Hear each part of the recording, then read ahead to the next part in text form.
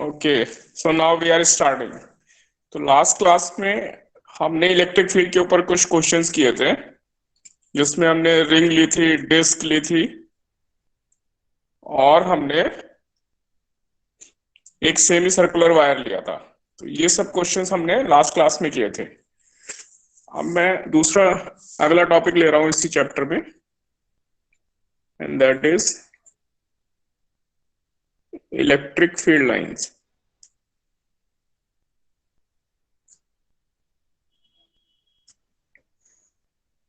Electric field line, तो ये electric field lines क्या होती है देखें जरा।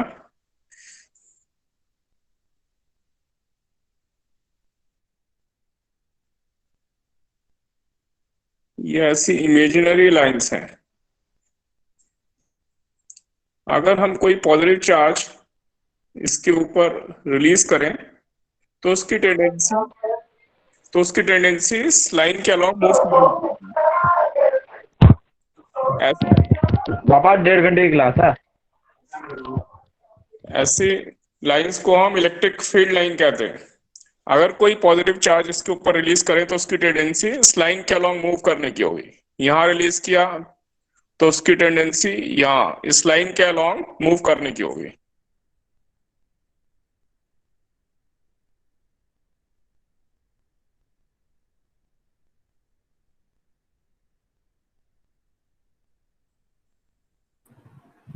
सर आवाज नहीं आ रही आपकी। सर आप म्यूट हो गए हो। अच्छा, ओके, हाँ, फिर से समझाता हूँ, नो इशू। तो हम लोग पहला टॉपिक ले रहे हैं electric field lines. Electric field lines, electric field line ऐसी इमेजिनरी लाइंस हैं, अगर इसके ऊपर हम कोई पॉजिटिव चार्ज रिलीज करते हैं तो उस पॉजिटिव चार्ज की टेंडेंसी इस लाइन के अलोंग मूव करने की होती है। तो ये टेंजेंट की डायरेक्शन में जो भी लाइन होगी उसकी टेंजेंट की डायरेक्शन में इसकी टेंडेंसी मूव करने की होगी। तो अगर हमने यहाँ पे रिलीज किया तो वो ऐसे मूव करेगा अलोंग द टेंजेंट। यहाँ हमने रिलीज किया पॉजिटिव चार्ज तो वो इसके टेंजेंट के अलोंग ऐसे मूव करेगा। तो ऐसी लाइन को हम इलेक्ट्रिक फील्ड लाइंस कहते हैं, यानी वो इलेक्ट्रिक फील्ड की डायरेक्शन बताता है, इलेक्ट्रिक फील्ड की डायरेक्शन। तो ये इमेजिनरी लाइन है, ऐसी लाइन होती नहीं है, ये तो हमने खुद स्टडी करने के लिए बनाई है, अपनी स्टडी करने के लिए। लेकिन इलेक्ट्रिक फील्ड वो रियल क्वांटिटी है, वो होता है, वो हमें दिखाई नहीं दे रहा, लेकिन उसको स्टडी करने के लिए हमने ये फील्ड लाइंस बनाई है। अब इनकी प्रॉपर्टीज देखेंगे तो हमें और क्लियर होगा क्या क्या प्रॉपर्टीज होती हैं।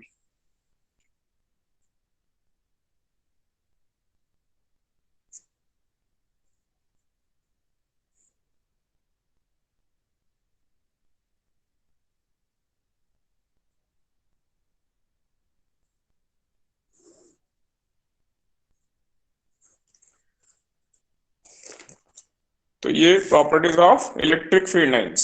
इनकी पहली प्रॉपर्टी है, these lines are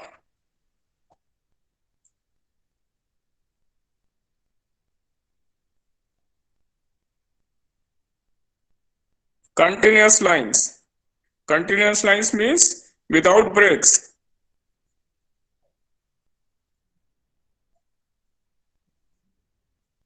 without breaks, यानी कोई भी ये लाइन या कर्व होगी, स्ट्रेट लाइन भी हो सकती है, कर्व भी हो सकती है, तो उसमें कोई ब्रेक नहीं होता, कंटिन्यूअस होगी वो। यहां से स्टार्ट हुई, यहां तक एंड हुई, तो बीच में कोई ब्रेक नहीं आएगा। ये इसकी फर्स्ट प्रॉपर्टी है। Second property, these lines they start from positive charge. They start from positive charge and they end on negative charge.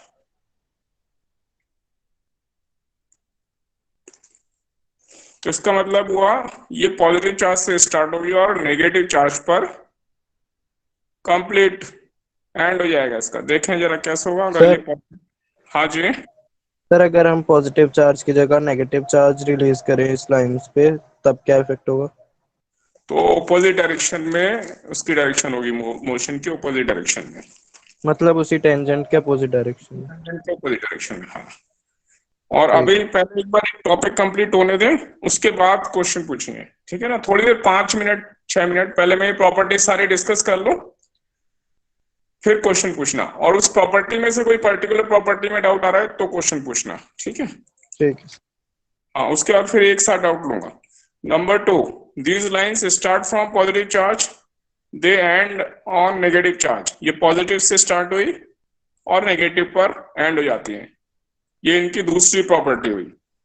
तो यहां से यहां तक ये कंटिन्यूअस होंगी, और एक इंपॉर्टेंट पॉइंट इसी में, they do not form close loop. Sir sir दिख नहीं रहा नीचे का।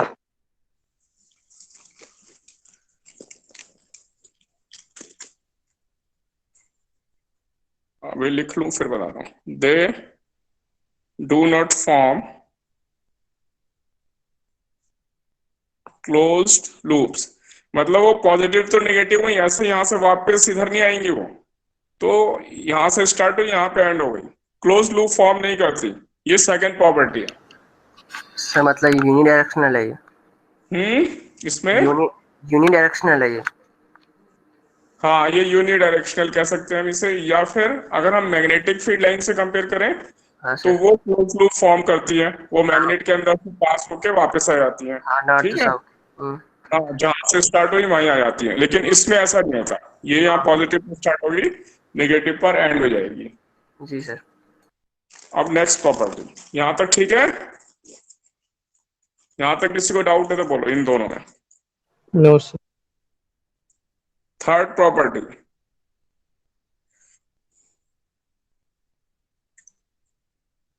The tangent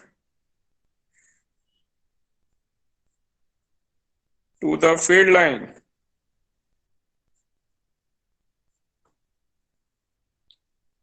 gives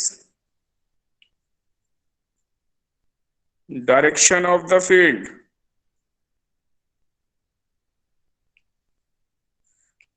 there। इसको अभी फिगर समझा रहा हूं मैं।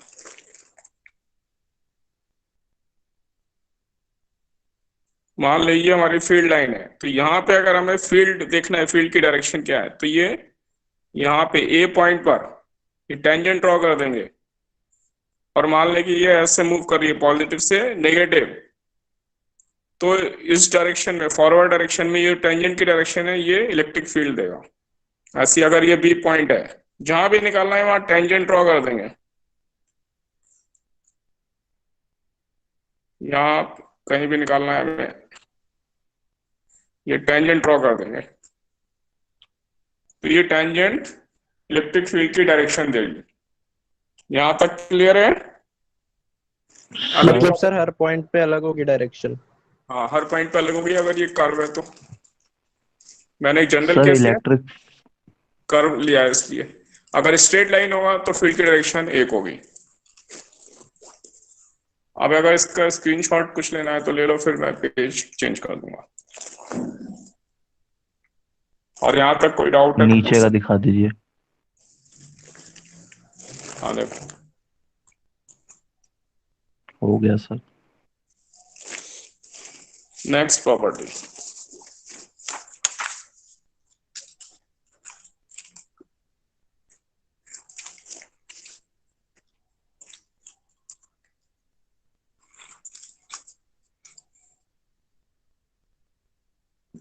Property number 4,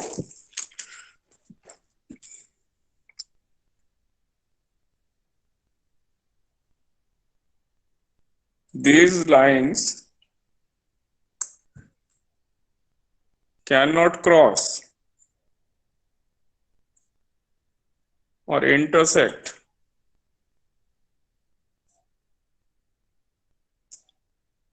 each other। मतलब ये एक लाइन है मान लो, और उसी फील्ड में ये दूसरी लाइन है, दो लाइन ऑफ फोर्स है, तो ये दो एक दूसरे को इंटरसेक्ट नहीं कर सकते। ऐसा ऐसा कोई भी फील्ड नहीं होगा जहां पे इलेक्ट्रिक फील्ड लाइन एक ऐसे आ रही हो, दूसरी उसको काटते हुए जा रही हो। ऐसा क्यों है, इसका रीजन देखें। अगर मैं इस पॉइंट को लेता हूं, ये ए पॉइंट है, तो यहाँ पे दो टेंजेंट ड्रॉ हो जाएंगी, दोनों के लिए अलग अलग। तो इसका मतलब होगा कि इसी सेम पॉइंट पे दो डायरेक्शन है इलेक्ट्रिक फील्ड की। इस लाइन के अकॉर्डिंग ये डायरेक्शन है, दूसरी लाइन के अकॉर्डिंग ये डायरेक्शन है। तो एक पॉइंट पर इलेक्ट्रिक फील्ड की यूनिक डायरेक्शन होती है। तो ये दोनों डायरेक्शन पॉसिबल नहीं है साइमल्टेनियसली, इसलिए कभी भी इलेक्ट्रिक फील्ड लाइन एक दूसरे को इंटरसेक्ट नहीं कर सकती, यानी क्रॉस नहीं कर सकती।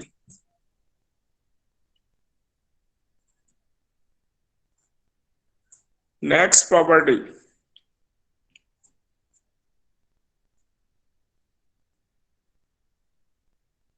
these lines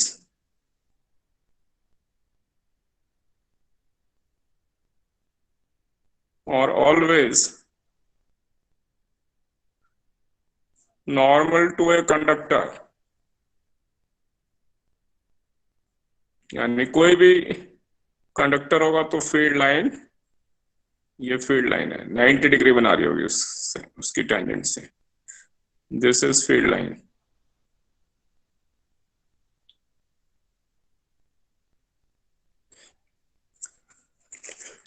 इसका हम यूज करेंगे ऑब्जेक्टिव क्वेश्चन में, जब हमें कई ऑप्शन दिए होंगे और चार्जेस गिवन होंगे, बीच कंडक्टर भी रखा होगा कि कौन सी फील्ड लाइन पॉसिबल है। तो उसमें हम ध्यान से देखेंगे कंडक्टर के सरफेस से परपेंडिकुलर डायरेक्शन में फील्ड लाइन होगी, वही पॉसिबल है।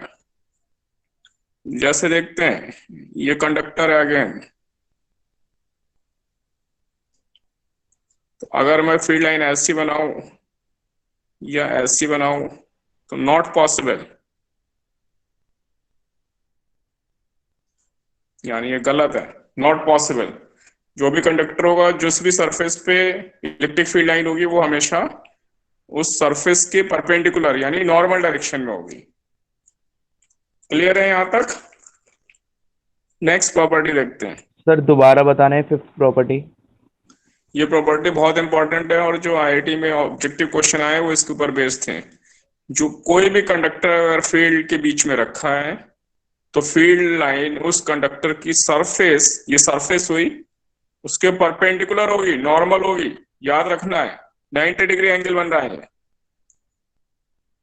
90 डिग्री एंगल, ये प्रॉपर्टी याद रखनी है। फील्ड लाइन सरफेस के ऊपर 90 डिग्री एंगल बनाएगी हमेशा कंडक्टर के ऊपर। Okay sir. हाँ, इसका रीजन ये है कि अगर ये इंक्लाइंड होती, जैसे ये था इंक्लाइंड है, तो इसका एक कंपोनेंट, अगर मैं इसे सही मान लूं थोड़ी देर के लिए, जो कि पॉसिबल नहीं है, तो इसका एक कंपोनेंट इधर आ जाएगा, ये टेंजेंशियल, और यहाँ पे चार्ज होगा, वो चार्ज फोर्स। सर अब ऑडिबल नहीं है सर, सुनाई नहीं दे रहा। ऑडिबल नहीं आ वॉइस रही। नहीं, ऑडिबल वॉइस नहीं है। सर आवाज नहीं आ रही। आवाज तो यार बहुत जोर से बोल रहा हूँ भाई मैं। सर एकदम ब्लर हो गई थी आवाज आपकी।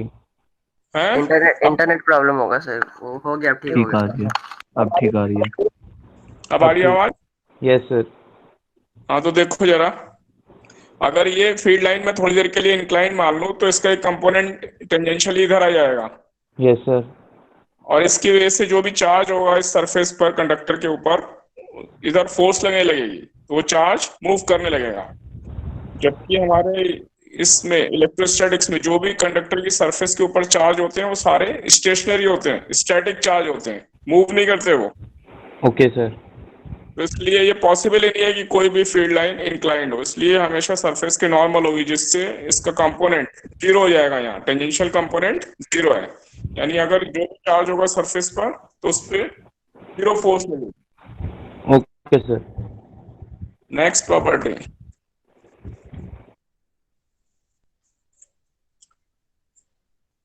these lines they tend to contract longitudinally। अभी समझाता हूं इसका मतलब। इसका मतलब है ये एक पॉजिटिव चार्ज, ये नेगेटिव चार्ज, और अगर कोई फील्ड लाइन या पॉजिटिव से नेगेटिव ऐसे जा रही होगी तो क्योंकि इनके बीच में सर फोर्स, नीचे का शो नहीं हो रहा।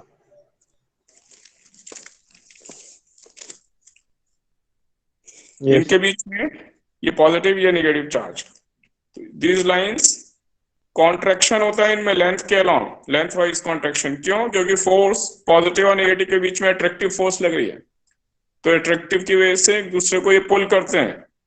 तो लाइन के अलोंग भी एक दूसरे को पुल करना यानी कॉन्ट्रैक्शन। इस लाइन की टेंडेंसी कॉन्ट्रैक्ट, कम हो जाने की, सिकुड़ जाने की होती है, कॉन्ट्रैक्शन की टेंडेंसी होती है। ठीक है। यस नेक्स्ट प्रॉपर्टी, सर एक बार दोबारा बता दीजिए। ये पॉजिटिव चार्ज, ये नेगेटिव चार्ज।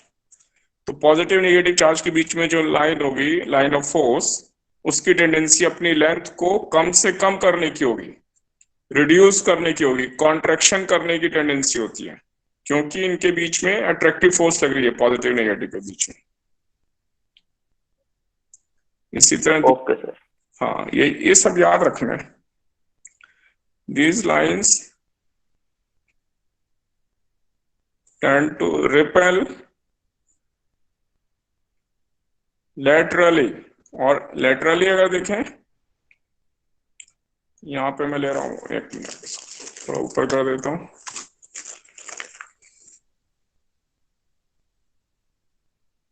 यहाँ पर ये मैंने दो लाइन ली यहां से, और एक ये दूसरी।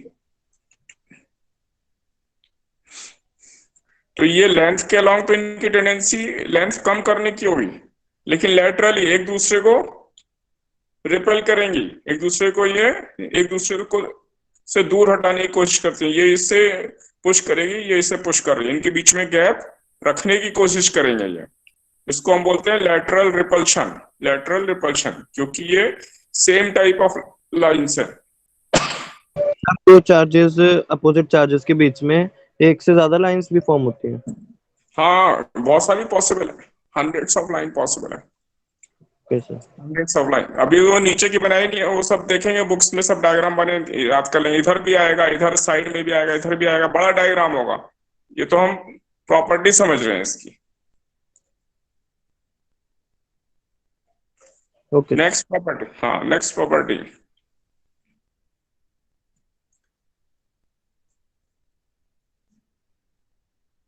closeness of lines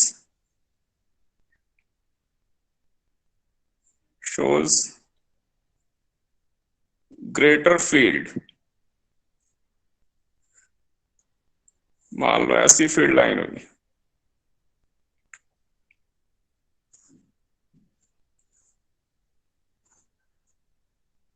और हम यहाँ दो पॉइंट रखते हैं, ए और यहाँ पे मैं बी, दो जगह कंसिडर कर रहा हूं। तो यहाँ बी पे देखें, लाइंस के बीच में डिस्टेंस कम है, यहाँ कंसंट्रेशन ज्यादा है इधर, सर और थोड़ा यहाँ नीचे कर दो। और यहाँ पर दूर दूर है, इधर दूर दूर है ये, यस सर। यस और यहाँ पे ये पास पास है। Yes sir. तो यहाँ पे फील्ड ज्यादा होगा, इसलिए electric field at B is more than at A, more than that at A। तो यहाँ पे फील्ड कम होगा और यहाँ पे फील्ड ज्यादा होगा। ये कुछ प्रॉपर्टीज हैं, यहाँ तक क्लियर है? Yes sir. अगली Yes. हाँ, किसी को डाउट था, नोट करना था?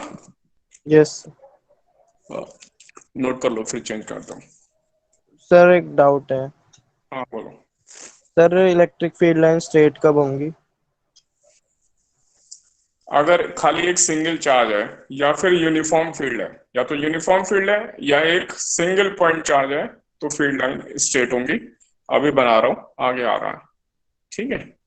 और सर, दो पॉजिटिव या दो नेगेटिव चार्ज अगर रखे हैं, तो वो दोनों आपस मतलब दो सिमिलर चार्जेस हैं, अगर उनके बीच में इलेक्ट्रिक फील्ड लाइंस फॉर्म होंगी? हाँ फॉर्म होगी, लेकिन वो एक से शुरू होकर दूसरे पे नहीं जाएंगे, वो दोनों अलग अलग रहेंगी, अलग अलग रहेंगी। ठीक है। ठीक। वो सारे डायग्राम हम अपनी नोटबुक में देखेंगे, सब डायग्राम्स गिवन है बहुत सारे केसेस के लिए। Okay sir. हाँ, वो रिपेल करेंगे क्योंकि दोनों चार्ज सेम है ना, वो रिपेल करेंगे तो कर्व लाइंस बनेंगी, कर्व लाइंस बनेंगी वो। यहाँ तक आया समझ में? अब चेंज कर दूं? सर हाँ फिफ्थ जी। प्रॉपर्टी समझ नहीं आई सर। कौन सी? सर फिफ्थ वाली? कंडक्टर, हाँ सर। फिफ्थ वाली, दीज लाइंस आर, हाँ फिर से समझ लो। इसका मतलब है जो भी फील्ड लाइन होती है वो कंडक्टर की सरफेस के परपेंडिकुलर होती है, ये बताया मैंने फिफ्थ में। तो यहाँ मैं अगले पेज पे और एक्सप्लेन कर रहा हूँ इसे, पहले नोट कर लिया इस पे। कर सर यस। हाँ, सबने नोट कर लिया, या स्क्रीनशॉट।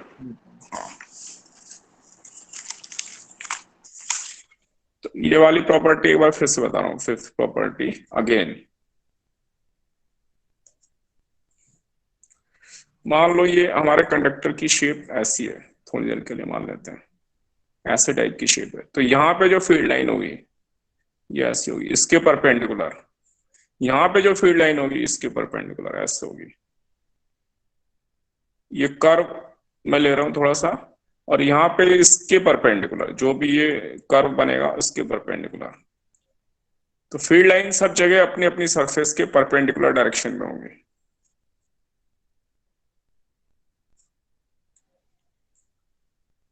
राजा, अब आया समझ में? सर ऐसा क्यों होता है सर? अभी तो समझाया था कि अगर फील्ड लाइन परपेंडिकुलर नहीं होगी तो चार्ज मूव करने लगेगा, फोर्स लगेगी उसके ऊपर। अभी अभी तो समझाया था। सर कौन लगाएगा फोर्स? फील्ड, ये फील्ड अगर इंक्लाइंड हुआ, यहाँ पे मान लो इंक्लाइंड हुआ, ठीक है, यहाँ ले रहा हूं फिर से, समझ ले। अगर ये फील्ड लाइन थोड़ी देर के लिए मान लो ऐसी है, अगर ये ई है जो भी यहाँ पे फील्ड होगा, तो उसका कंपोनेंट इधर ई कॉस थीटा जाएगा, और यहाँ पे जो भी चार्ज होगा उसके ऊपर फोर्स लग जाएगी Q into E cos theta, और उस फोर्स की वजह से वो तो मूव करने लगेगा, तो ये सरफेस के ऊपर चार्ज मूव कर रहा होगा।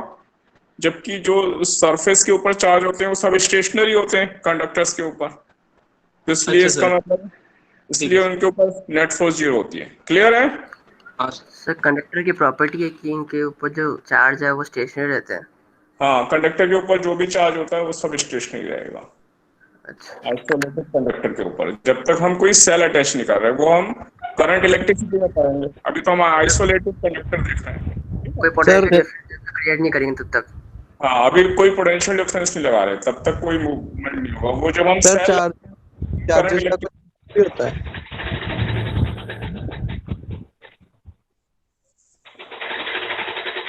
प्रॉपर्टी है। अब क्लियर है ये प्रॉपर्टी Yes. क्लियर हुई? यस नेक्स्ट पे चल, ये भी बहुत इंपॉर्टेंट है। Electric field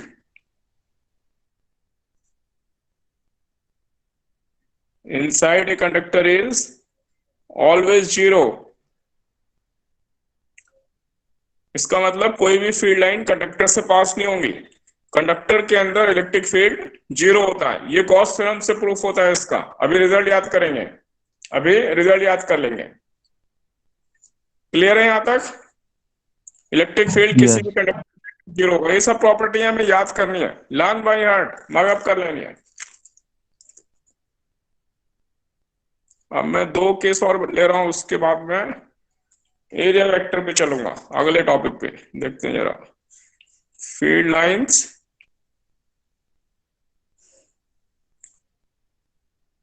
due to positive charge, positive point charge, positive point charge लिया हमने, उसकी वजह से देखें फील्ड लाइन कैसी होगी।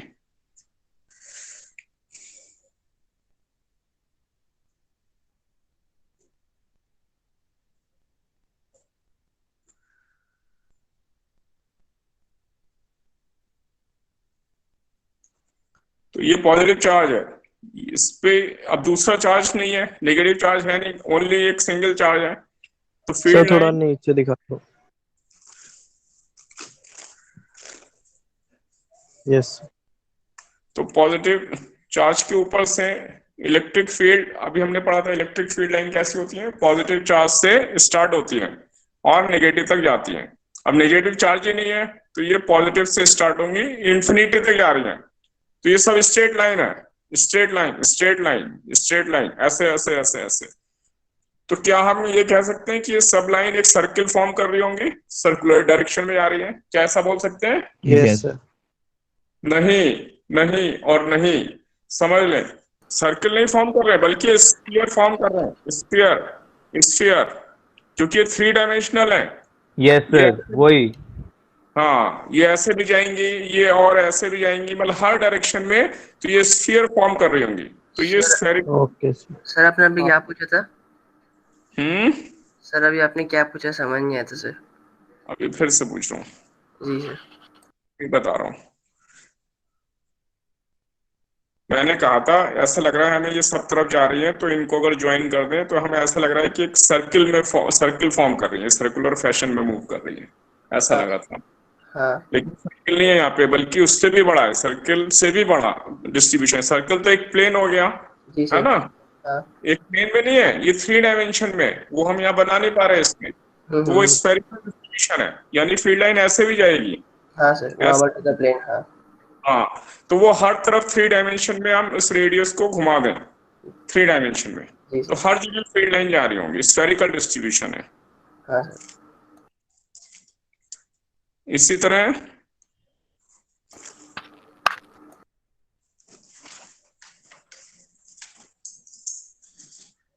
अगली फील्ड लाइन देखें, नेगेटिव चार्ज की वजह से।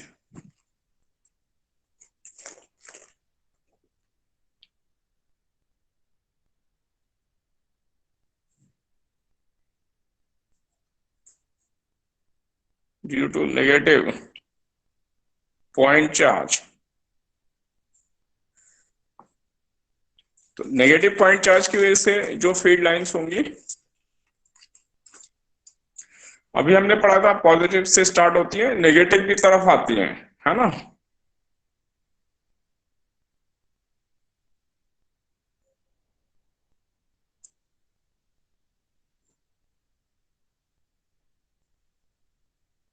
ये सब भी ऐसी स्ट्रेट लाइन है, अभी किसी ने पूछा था स्ट्रेट लाइन कब आएगी, ये एक सिंगल चार्ज है, सिंगल चार्ज है, सारी स्ट्रेट लाइन है, और ये भी स्फेरिकल डिस्ट्रीब्यूशन होगा,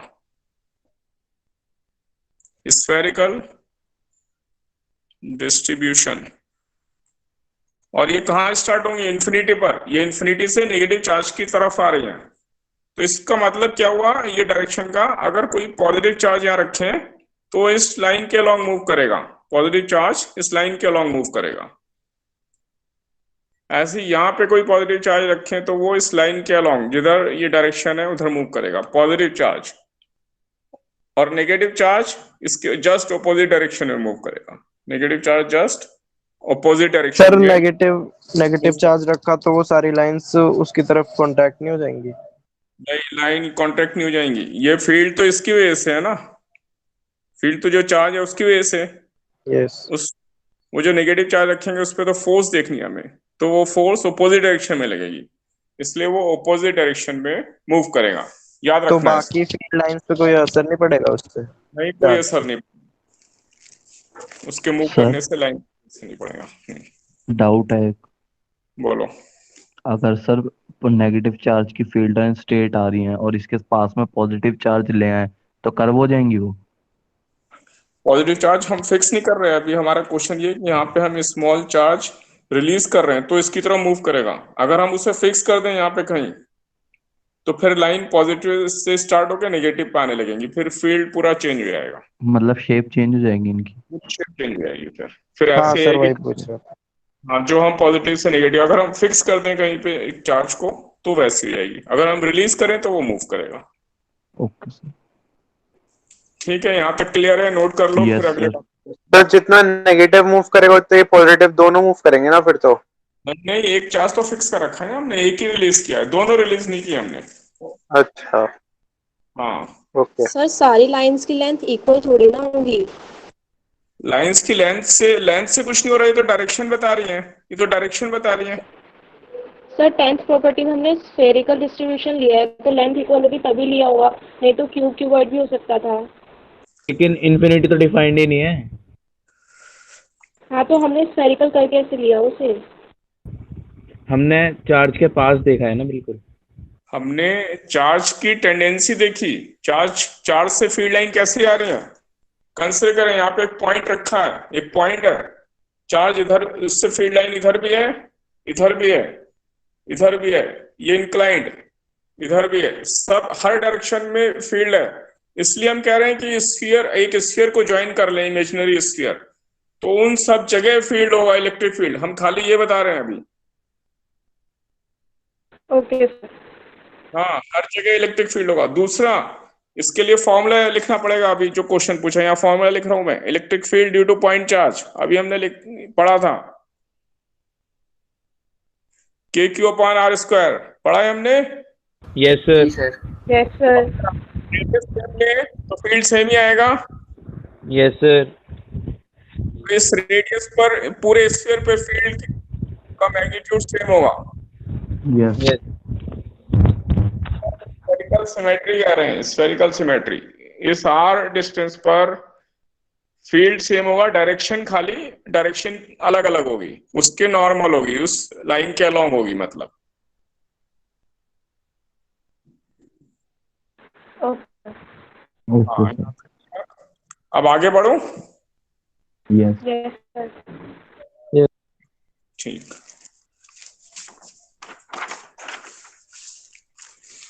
तो हमारी नेक्स्ट जो कंसेप्ट आने वाली है वो है इलेक्ट्रिक फ्लक्स। लेकिन फ्लक्स पढ़ने से पहले हमें उसके अंदर जो कंसेप्ट यूज होने वाली है वो पढ़नी पड़ेगी, और वो है एरिया वेक्टर।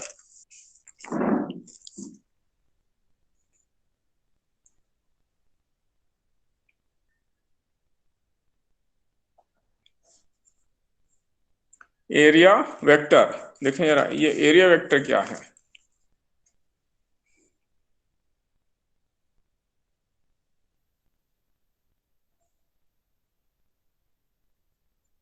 एरिया वेक्टर समझाने के लिए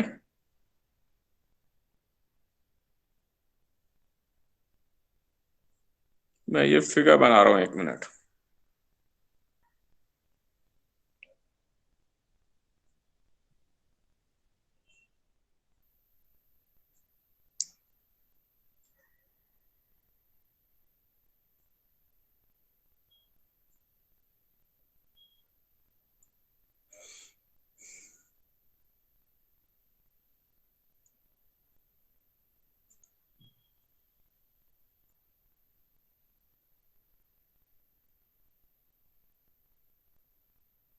तो मैंने ये एक क्यूब लिया है जिसकी साइड है,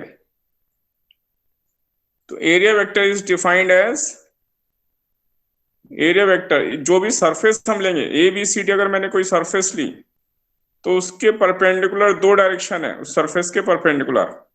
और ए बी सी डी देखें, ये वर्टिकल है, ऐसे वर्टिकल डायरेक्शन में है ए बी सी डी, तो इसके परपेंडिकुलर एक राइट डायरेक्शन है और एक लेफ्ट डायरेक्शन है। तो एरिया वेक्टर की डायरेक्शन, मैग्नीट्यूड तो इसका एरिया होगा। अगर इस क्यूब की साइड ए ले लूं तो ए स्क्वायर इसका एरिया हो गया, और डायरेक्शन, अगर ये क्लोज सरफेस है, जैसे मैंने लिया ये क्यूब क्लोज सरफेस है, तो इस एरिया के परपेंडिकुलर दो डायरेक्शन है। जो आउटसाइड वाली डायरेक्शन होगी, यानी इधर, ये एरिया वेक्टर की डायरेक्शन होगी। तो एरिया वेक्टर को हम ऐसे डिफाइन करते हैं, जो भी सरफेस ली हमने उसके परपेंडिकुलर डायरेक्शन एरिया वेक्टर की डायरेक्शन होती है।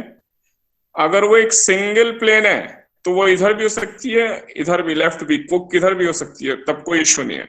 अगर वो क्लोज सरफेस है तो एरिया वेक्टर की डायरेक्शन हमेशा आउटसाइड लेनी है, कन्वेंशन है, तो इसलिए यहाँ पे एरिया वेक्टर की डायरेक्शन आउटसाइड होगी।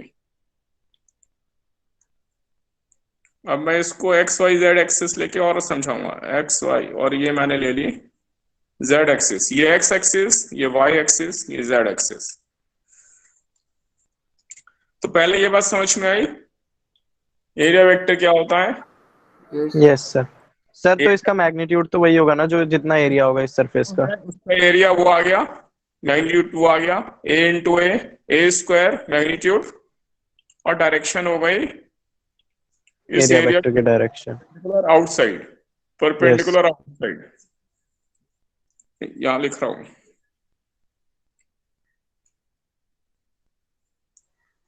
Direction is normal to area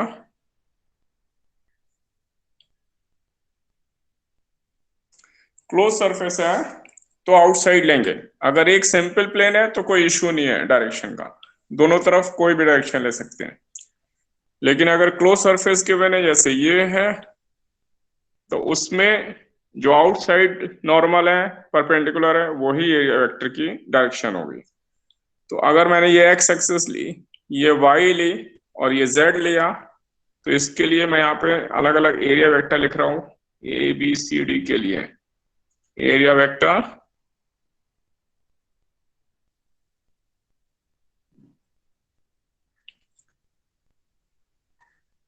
A square I cap. अगर मैं ये सरफेस लेता हूं ई एफ जी एच, तो इसके लिए एरिया वेक्टर आउटसाइड इधर होगा लेफ्ट में, तो for E F G H A square minus I cap. हाँ, इसके लिए area vector A square into minus I cap. तो इस तरह से हम किसी के लिए भी एरिया वेक्टर लिख सकते हैं। क्या ये समझ में आया? किसी को डाउट है? No any no question? Sir. मैं ऊपर वाले के लिए देख रहा हूं, फिर भी आप लोग बता सकते हो मुझे। ई एफ बी ए ये टॉप सरफेस है, इसके लिए एरिया वेक्टर क्या लिख दूं मैं, बताओ? ए स्क्वायर जेड ए के स्क्वायर कैप ए स्क्वायर के कैप। ए स्क्वायर के कैप, राइट। और अगर मैं ये वाली ले लूं यहाँ पर एच जी सी डी, ये नीचे वाला बेस, ए स्क्वायर माइनस के कैप। ए स्क्वायर माइनस के कैप। तो एरिया वेक्टर हो गया मेरे पास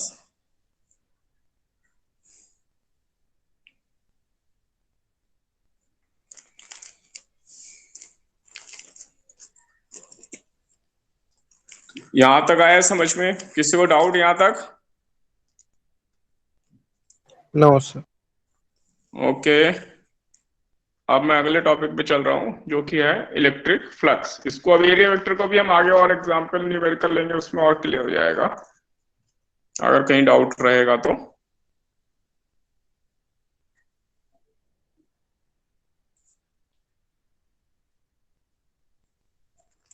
इलेक्ट्रिक फ्लक्स, अब देखें जरा इलेक्ट्रिक फ्लक्स क्या होता है।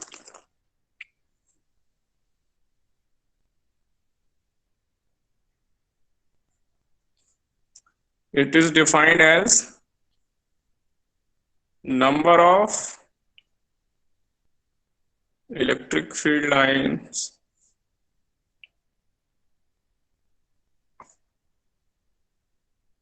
passing through a given area, passing through normally,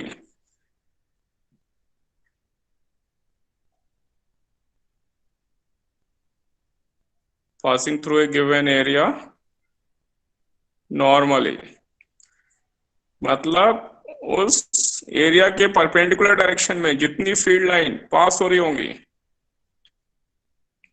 तो अगर ये मैंने एरिया बनाया, वर्टिकल एक प्लेन बनाया, इसका एरिया वेक्टर मान लेता हूं मैं, ये है, ये एरिया वेक्टर इधर है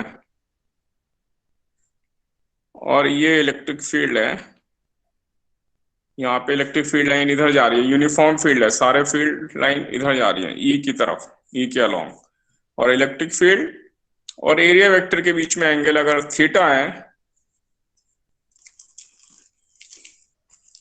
then electric flux is defined as E dot A, मतलब E into A into cos theta. तो हम देख सकते हैं E का कंपोनेंट E cos थीटा इस सरफेस के नॉर्मल डायरेक्शन में फील्ड हो गया। तो जो भी नॉर्मल डायरेक्शन में फील्ड है उसे एरिया से मल्टीप्लाई कर देंगे तो हमें फ्लक्स मिलेगा। कब? जब इलेक्ट्रिक फील्ड कांस्टेंट है और एरिया भी फिक्स है। इसकी जगह अगर कोई कर्व सरफेस होता तो फ्लक्स कैसे निकालते? तब हम इसे चेंज कर देते,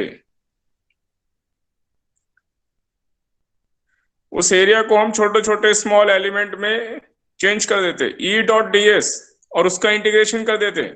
अगर हमारा इलेक्ट्रिक फील्ड भी वेरिएबल है, एरिया भी वेरिएबल है, या कोई भी एक वेरिएबल है, तो हम ये integration E dot D S, इससे फ्लक्स निकालेंगे। इसका नाम इलेक्ट्रिक फ्लक्स है। और ये बता, डीएस क्या है? ds small area element. Okay sir. अगर हमारा ये मान लो ऐसे कोई कर्व्ड पोर्शन होता तो हम क्या करते हैं, इसमें एक स्मॉल एलिमेंट ds ले लिया, जिसको कि हम प्लेन मान सकते हैं क्योंकि ds वेरी वेरी स्मॉल है। तो ds एलिमेंट को हम एक प्लेन की तरह कंसीडर कर सकते हैं।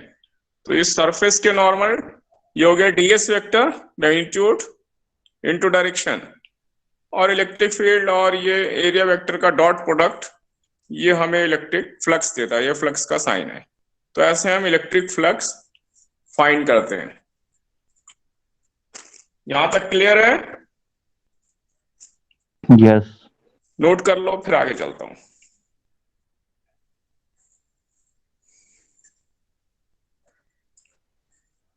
और मैं पानी पी लूं और फिर आप लोगों को और प्रैक्टिस कराता हूं।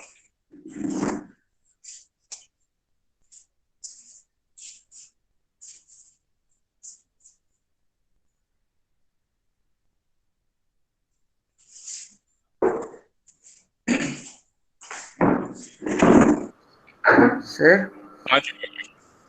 सर जैसे जो इलेक्ट्रिक फ्लक्स है, हाँ मतलब अगर किसी स्फीयर में इलेक्ट्रिक फ्लक्स कुछ दे रखा है हमको, तो अगर हमें किसी हेमिस्फीयर का निकालना तो उसका आधा कर सकते हैं हम लोग?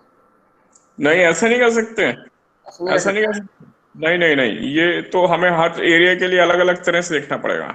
और इसके लिए तो हम वो करने वाले हैं, अभी क्या कहते हैं, गॉस थ्योरम स्टडी करेंगे ना, वो गॉस थ्योरम हेल्प करेगी हमारी। ठीक सर है, जब आप करोगे तो एक डाउट है, मतलब पूछ लूंगा आपसे। हाँ ठीक है, गॉस थ्योरम अभी करेंगे तो उसमें हम देखेंगे फ्लक्स कैसे निकालना है। ठीक है, जी सर। यहां तक ऑल ओके? आगे बढ़ रहा हूं। किसी को भी डाउट है तो बता सकते हैं, नहीं तो मैं आगे जा रहा हूं। तुषार कुछ बोलना है? No sir. Sir no doubts. Okay.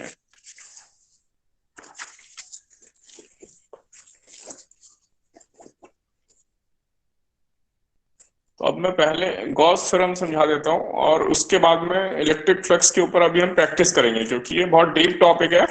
तो अभी हमें इसके ऊपर प्रैक्टिस करनी है, तब हमें ये और क्लियर होगा। पर उससे पहले मैं एक बार गॉस थ्योरम पे चल रहा हूं।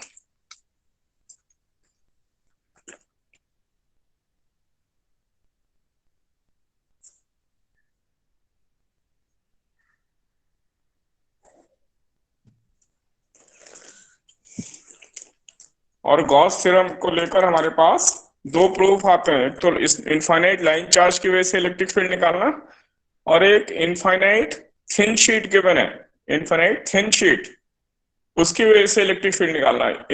ये दोनों प्रूफ सीबीएसई के लिए बोर्ड एग्जाम के लिए इंपॉर्टेंट है, और गॉस थ्योरम भी बोर्ड एग्जाम के लिए पूछी आती है एक्सप्लेन करने के लिए। और कॉम्पिटिशन में तो आपको पता है डायरेक्ट न्यूमेरिकल आएगा, आपको न्यूमेरिकल सॉल्व करना है। तो देखते हैं जरा गॉस थ्योरम इज क्या कहती है। Gauss theorem, according to Gauss theorem, total electric flux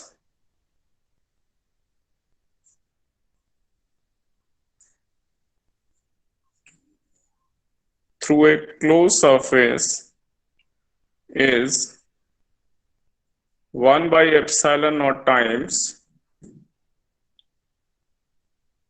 the charge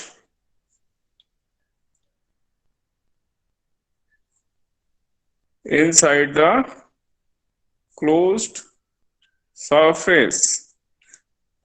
इसको हम एक एग्जांपल से समझेंगे। ये मैंने एक इर्रेगुलर सरफेस ले ली, इर्रेगुलर। मान लें यहाँ पे ये Q1 चार्ज रखा है, पॉइंट चार्ज, ये प्लस Q2, और ये माइनस Q3 पॉइंट चार्ज रखा है, यहाँ माइनस Q4 पॉइंट चार्ज रखा है, और ये प्लस Q5 पॉइंट चार्ज रखा है। और ये क्लोज सरफेस है मेरी, क्लोज सरफेस। मुझे इसके अक्रॉस फ्लक्स फाइंड करना है, जिसको हम बोलते हैं गॉसियन सरफेस, गॉसियन सरफेस। तो इस गॉस थ्योरम के अकॉर्डिंग जो टोटल फ्लक्स होगा E डॉट ds अब यहाँ पे ds क्यों लिया? ये इरेगुलर सरफेस है, क्लोज सरफेस है, तो जो भी मैंने इसको छोटे छोटे छोटे छोटे एलिमेंट में डिवाइड कर दिया। और इलेक्ट्रिक फील्ड, ये जो इलेक्ट्रिक फील्ड है ये इन चार्जेस की वजह से भी है, ये जो बाहर रखे हैं इनकी वजह से भी है। इंपॉर्टेंट है ये पॉइंट। और ये total flux, total electric flux E dot ds का इंटीग्रेशन ये बराबर है वैक्यूम में, अगर ये वैक्यूम या फ्री स्पेस में रखें तो Q इनसाइड यानी क्लोज सरफेस के अंदर जो भी चार्ज है वो लेना है अपॉन एप्सिलॉन नॉट, यानी 1/एप्सिलॉन not multiplied by charge inside the closed surface. इतना आसान है ये, इसीलिए गॉस थ्योरम बहुत इंपॉर्टेंट है कि हमें ये इंटीग्रेशन नहीं करना पड़ा। विदाउट इंटीग्रेशन हमें रिजल्ट मिल रहा है। सर नीचे का नहीं दिख रहा।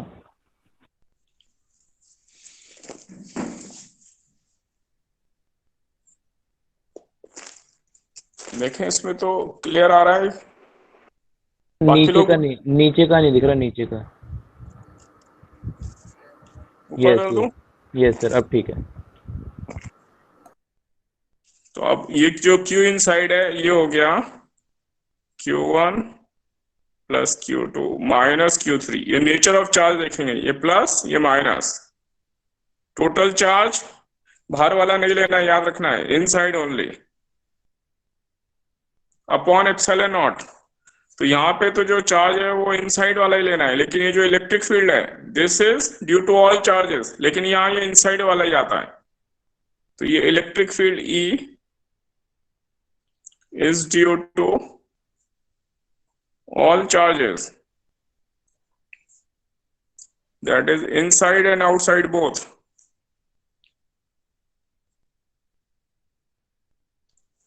तो ये कॉम्पिटिशन में पूछा भी जाता है।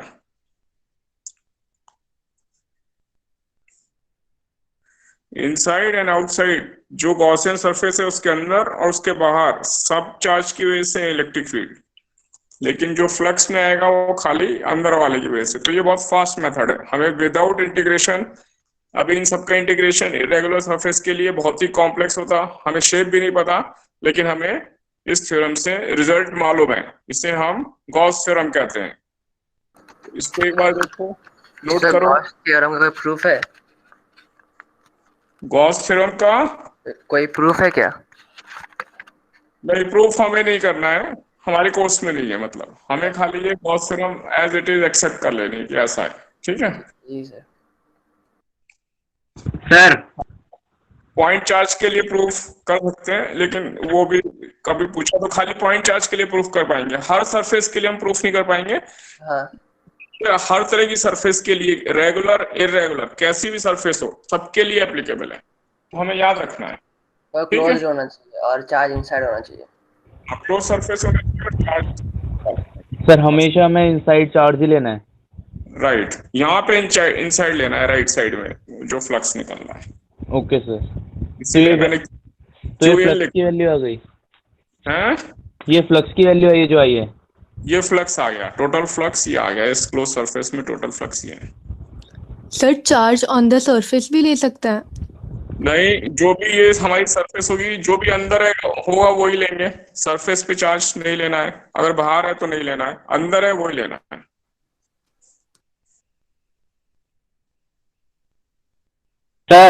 सर गॉसियन सरफेस मतलब कैसा सरफेस? उस सरफेस का नाम, क्योंकि गॉस थ्योरम है तो जो भी सरफेस हम कंसीडर करना चाहते हैं, इमेजिनरी सरफेस है ये, जिस सरफेस के अंदर हम फ्लक्स निकालना चाहते हैं उसका नाम गॉसियन सरफेस रखा हुआ है, क्योंकि गॉस तो थ्योरम सर है। ये क्लोज्ड होगा हमेशा? ये क्लोज लेनी है, हमें खुद लेनी है। ये नोट हो गया तो मैं आगे चलूं? सर हाँ जी। सर इलेक्ट्रिक फील्ड वाला पॉइंट समझा दो और एक बार।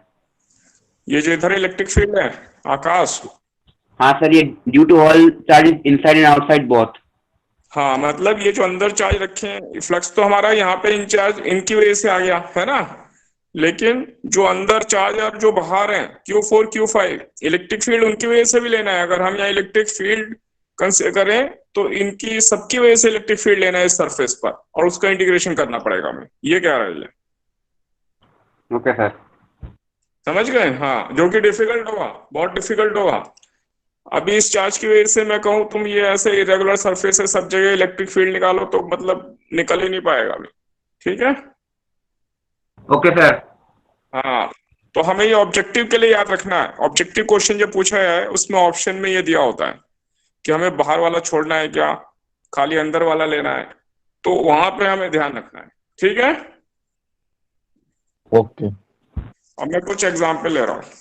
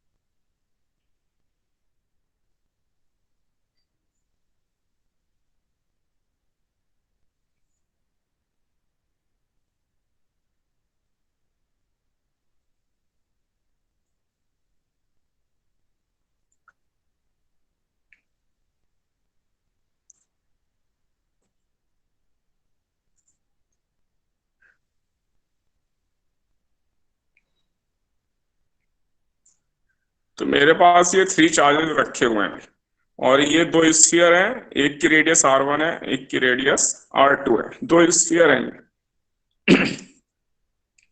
तो अगर फ्लक्स निकालें, flux for sphere, inner sphere और स्फीयर विद रेडियस r1, इसके लिए जो फ्लक्स होगा उसकी वैल्यू इस स्फीयर के लिए अगर हम निकालें तो खाली Q1 upon R1 नहीं sir, Q1 upon epsilon naught। हाँ, तो होगी Q1 upon epsilon not, right. तो अगर ये हमें ध्यान रखना है, यहाँ भी चार्ज रखा है, एक चार्ज ये रखा है, एक 4Q1 चार्ज यहाँ रखा है। तो इस फर्स्ट स्फीयर के लिए फ्लक्स की value Q1 upon epsilon not. इसी तरह दूसरे स्फीयर के लिए आउटर स्फीयर,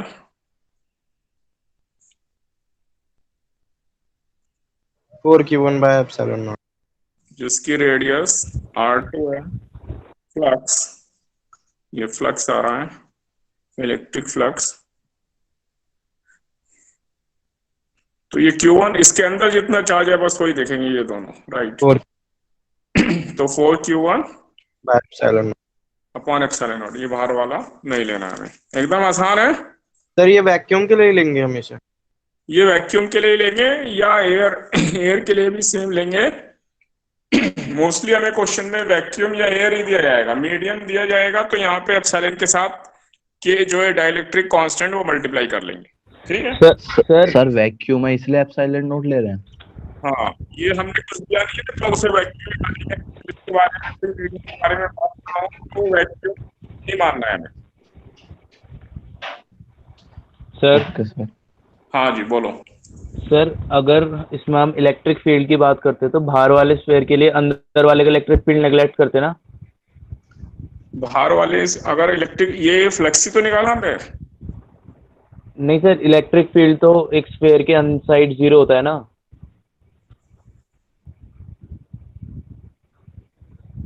अगर उसके अंदर चार्ज रखेंगे तब 0 नहीं होगा, तो सरफेस के ऊपर चार्ज रखना है तब उसके अंदर होगा। सर कंडक्टर के अंदर 0 होता है ना, स्फीयर के अंदर इलेक्ट्रिक कंडक्टर होना चाहिए, कंडक्टर और चार्ज सरफेस के कंडक्टर का। ठीक है, ओके। उसको इससे मिक्स मत करो, अभी 1 by 1 कंसेप्ट करो, तो सारी कंसेप्ट एक साथ मत लगाओ। ठीक है सर तो मतलब अगर चार्ज अगर एकदम सरफेस पे रखा होता है तो उसे काउंट नहीं करते। हाँ, तो उसका इफेक्ट अंदर नहीं आएगा। कंडक्टर के अंदर नहीं आएगा। और इसमें तो कोई कंडक्टर हो या नहीं हो, सरफेस पे रखा है चार्ज, तो अंदर फ्लक्स 0 होगा। ठीक है। Yes sir. ओके। अब नेक्स्ट क्वेश्चन देखते हैं।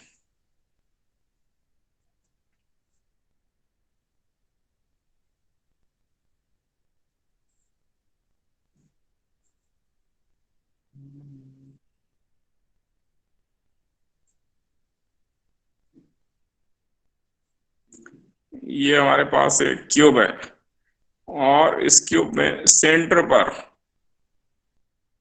प्लस क्यू चार्ज रखा है, प्लस क्यू चार्ज।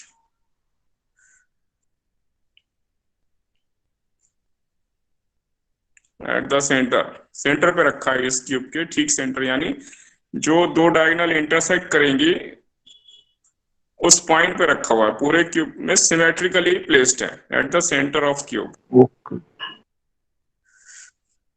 तो हमें बताना है फाइंड टोटल फ्लक्स या electric flux for cube, and then ये मैं इनके नाम दे देता हूं फेस के।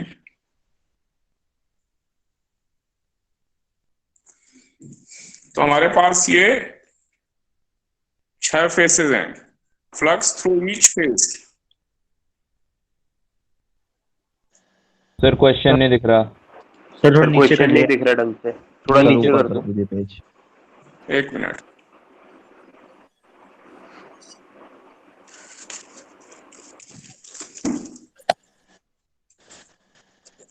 अब क्लियर है? Sir yes. Total flux for cube Q by epsilon not होगा और सेकंड का answer Q by 6 epsilon not. पहले का answer Q by epsilon not. हाँ, capital Q upon epsilon not. कौन बोल रहे हैं?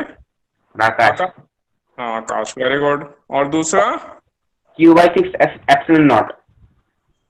हाँ, सिमेट्री से जो फ्लक्स है ये सिमेट्रिकली प्लेस्ड है, तो ये सारे सरफेस में डिवाइड हो गया इक्वली। 6 सरफेस हैं तो सब में इक्वल डिवाइड हो गया, इसलिए इस फ्लक्स का 1/6 फॉर ईच फेस। क्लियर है? Yes sir. सर दोबारा बताना सेकंड पॉइंट।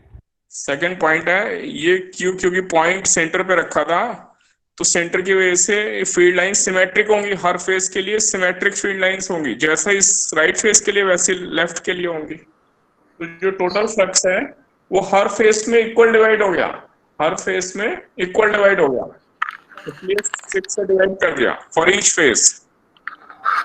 सर इसी में एक डाउट है। हाँ बोलो। सर अगर आप सिर्फ ये फेस कंसिडर कर लीजिए जो नीचे वाला है, GCDH। हाँ सिर्फ उसको कंसिडर कर लीजिए सर, और ये चार्ज वहीं प्लेस्ड है हाँ और उस डिस्टेंस को मान लीजिए a/2 है, मतलब अगर साइड a है तो वो डिस्टेंस a/2 होगा। हाँ ठीक तो है। सर अब बताना फ्लक्स कितना है तो क्या होगा? परपेंडिकुलर डिस्टेंस a/2 होगा, है ना? हाँ हाँ हाँ। तो इस फेस के क्रॉस जो फ्लक्स होगा यही होगा Q/6 एप्सिलॉन नॉट। तभी अच्छा ठीक है, यही है, ठीक है। हाँ, अगर ये सिमेट्रिकली प्लेस्ड है, मतलब हाइट तो ठीक है, इधर लेंथ वाइज और ब्रेड्थ वाइज भी सिमेट्रिक होना चाहिए, ठीक है? जी सर। हाँ और अगर हम सिमेट्री डिस्टर्ब कर देंगे ना इसकी, कहीं इसको मान लो सेंटर से इधर कर दिया थोड़ा, तो फिर हमें हाँ, यहाँ से फील्ड लाइन लेके इंटीग्रेशन करके निकालना पड़ेगा, वो फिर ऐसे नहीं निकलेगा, ठीक है? जी सर। Okay sir. ओके मतलब हम सर एक उसको एक डाउट। क्यूब के अंदर मान लेंगे और फिर जो एक साइड के लिए कितना होता है उसी को लिखते हैं। ऐसा क्वेश्चन भी हो जो तुम पूछ रहे हो ना, वो एनसीईआरटी या कहीं ऐसा क्वेश्चन भी हो, a/2 पे पॉइंट चार्ज सिमेट्रिकली रखा है, तो हम उल्टा करेंगे। उसमें हाँ एक फेस गिवन है, तो हम क्या करेंगे, उस क्यूब को इमेजिनरी खुद कंप्लीट कर लेंगे, ठीक है? हाँ हाँ हाँ, तो फिर उससे इसके लिए तुरंत आंसर आ जाएगा। जी sir, thank you sir. Okay sir, ये डाउट था मेरे को। नेक्स्ट क्वेश्चन पे आ रहा हूँ।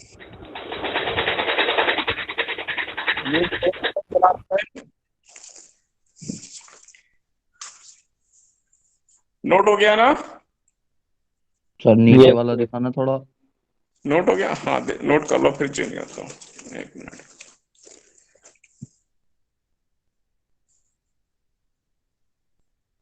सर अगर 3 फेसेस से पूछेगा तो फिर हम तीनों का ऐड करके बता देंगे। हाँ, जो 3 फेस, कोई भी 3 फेस के लिए लेना है तो दिस इंटू 3 कर देते हैं। अगर उसी पॉइंट पे प्लेस दे दो। अगर ये चार्ज तो फिक्स है सिमेट्रिकली, तभी क्वेश्चन बनेगा। ठीक जी है। सर। हाँ, सर अगर यहाँ पे क्यूबॉइड होता तो?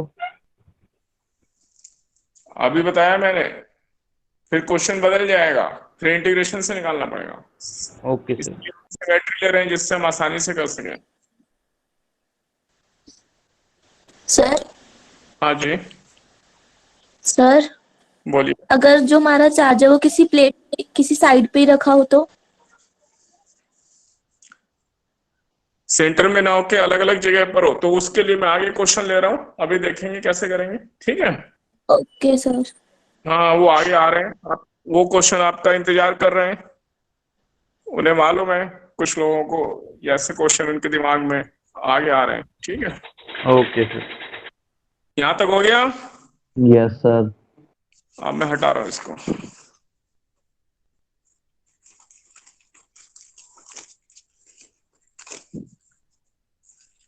अब जैसा इन्होंने बोला अभी,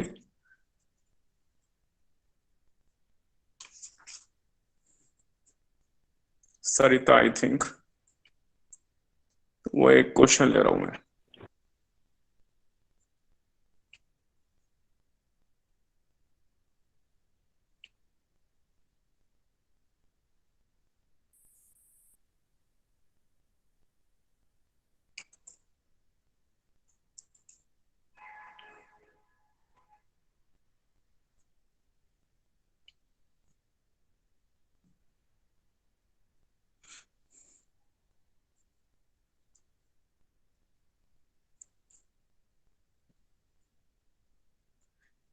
ये लेटर्स आपको विजिबल है ना, सब दिख रहे हैं लेटर्स?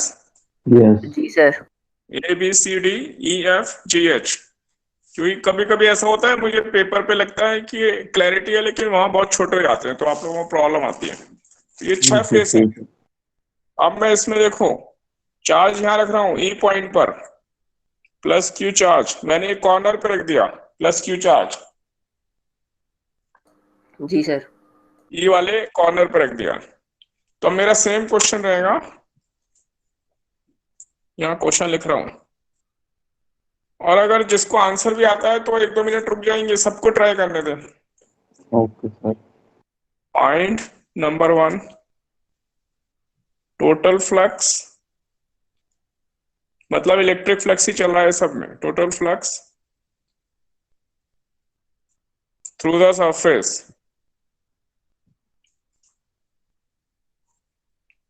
and electric flux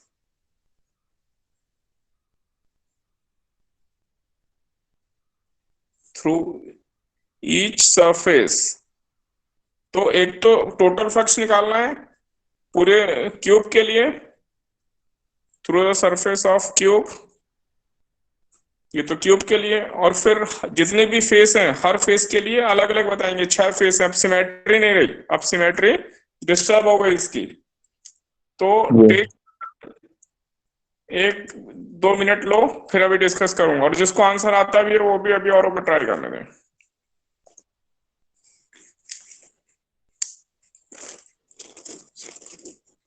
और क्वेश्चन विजिबल है? यस। ये क्यू चार्ज क्यूब के बाहर है। हम्म, ये क्यू चार्ज क्यूब के बाहर है।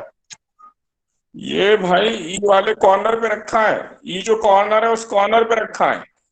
अच्छा। हाँ,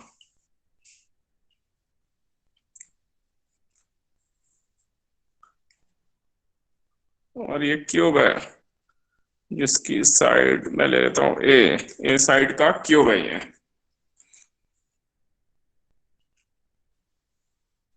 सर हमें क्लोज सरफेस खुद बनाना पड़ेगा ना? ये क्लोज सरफेस बनी हुई है क्यूब की, सर क्यूब बना लेकिन हुआ।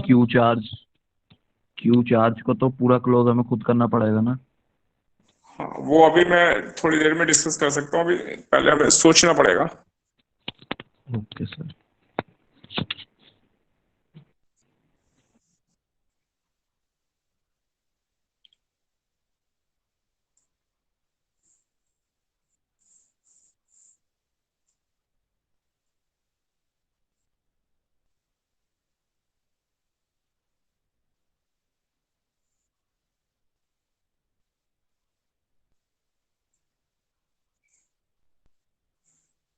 तो किसका आंसर आ रहा है, कितने लोगों का आ गया आंसर? सर सर मेरा सर बताऊं सर आया है लेकिन डाउट है। सर? सर मेरा हाँ good. चिदम्बरम का आ गया है। सर मेरा भी आ गया। ध्रुव? मेरा भी। सर मेरा भी आ गया। सर मेरा भी आ गया। Doing well, doing well. Discuss करूं मैं? Yes sir. सर आंसर्स तो पूछ लो। हैं? आंसर तो अच्छा, पूछ। वही पूछ रहा हूँ, मैं बता नहीं रहा हूँ, चिंता मत करो। तो पहला वाला टोटल फ्लक्स बताओ, तुषार बताओ। Yes sir, Q/8 epsilon not.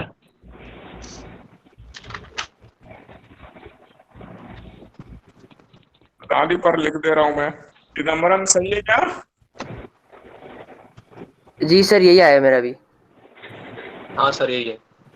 अच्छा तो समझाओ मुझे कैसे आया ये? सर हम अज्यूम कर लेंगे कि ये क्यूब भेज दिया हमारा। हम ऐसी ये मान लीजिए आप ये क्यूब है आपके पास। अब वैसे ही आप 8 क्यूब प्लेस कर दीजिएगा जो कि बड़ा सा एक क्यूब बना दे। ये क्यूब है, ये बड़ा सा है। हाँ मतलब मैं कह रहा हूँ जैसे ये आपके पास एक क्यूब है, आप वैसे हाँ। ही इसके एक लेफ्ट हैंड साइड पे एक क्यूब रख दीजिएगा। अच्छा हाँ, तो उसकी राइट हैंड। जगह ये करता हूँ मैं, रुक जाओ। ये जो चार्ज है ना यहाँ, हाँ इसको थोड़ा एनलार्ज कर लो मन में, ठीक हाँ है? हाँ। तो ये एक स्फीयर की तरह हो गया, थोड़ा एनलार्ज कर लिया हमने इसे जी मन सर। में। अगर हम माइक्रोस्कोप से देखें तो ये बड़ा ही दिखाई देगा हमें। हाँ सर। तो ये देखेंगे कि इस जो ये स्फीयर है, इसका कितना पार्ट इस क्यूब के अंदर आ रहा है ना? हाँ वैसे ही। हाँ सर। बिल्कुल। तो इसके बगल में हमने 4 क्यूब रख लिए। हाँ और एक ऊपर। इधर 4 क्यूब, तो नीचे 4 क्यूब, ऊपर 4 क्यूब, टोटल 8 क्यूब में ये कवर हो जाएगा स्फीयर, है ना? हम्म। तो सर ये इस स्फीयर का 1/8 पार्ट इसमें आ रहा है। हाँ 1/8 पार्ट आ रहा है तो इसका Q/8 एप्सिलॉन नॉट हो जाएगा। चलो नॉट, सबको क्लियर है? ये पॉइंट सबको क्लियर है? यस। Yes sir. हाँ, तो इस क्यूब को हम ये इस चार्ज का ये देखेंगे कितना पार्ट इसके अंदर आ रहा है। तो सर क्योंकि सेकंड इसमें पार्ट में डाउट है। हाँ 1/8 पार्ट इसका अंदर आया, और बीच में क्वेश्चन पूछा था, सरिता ने क्वेश्चन पूछा था आई थिंक, तो वो क्लियर हो गया। Sarita, are you getting this?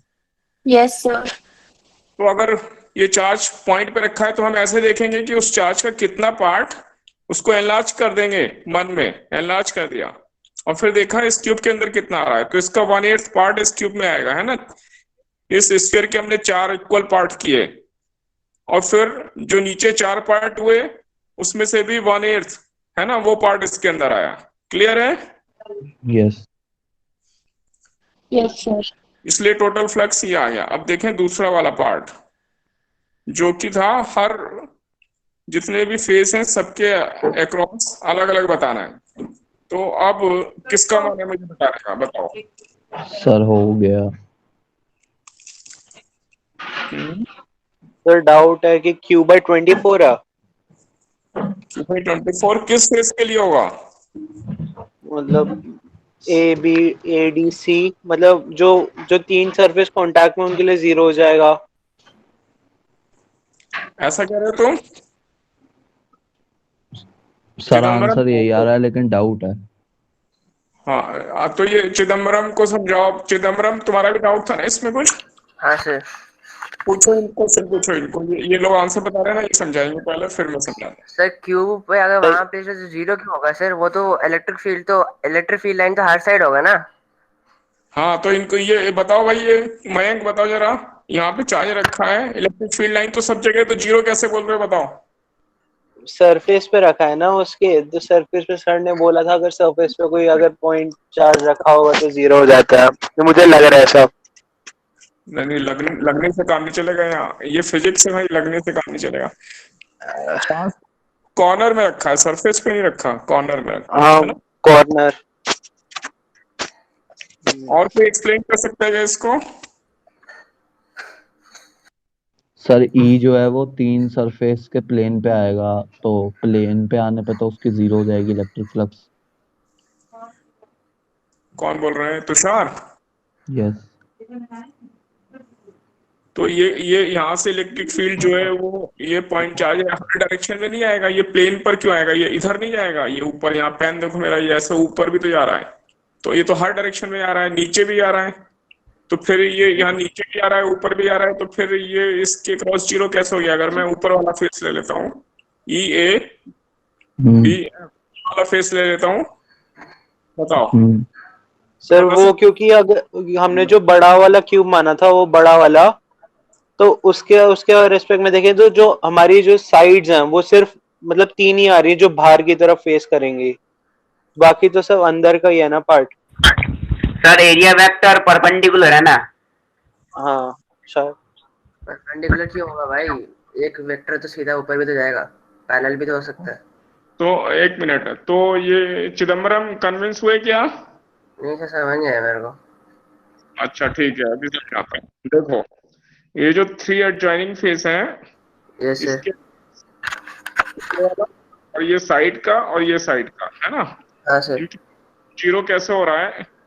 वो फ्लक्स जीरो है और 3 फेसेस कौन कौन से यहाँ लिख रहा हूँ, एफ जी एच इसके लिए, और ई ए बी एच और ई बी ए, इनके लिए जीरो हो रहा है। कैसे? देखो यहाँ पे एक पॉइंट चार्ज है, हाँ तो सर। पॉइंट से जो फील्ड इस प्लेन में से जो पास होगा, ये ऊपर वाला प्लेन कंसीडर कर रहा हूँ अभी, ठीक है? हाँ। तो जो फील्ड लाइन है वो ऐसे आ रही है, ऐसे ऐसे ऐसे हाँ सर।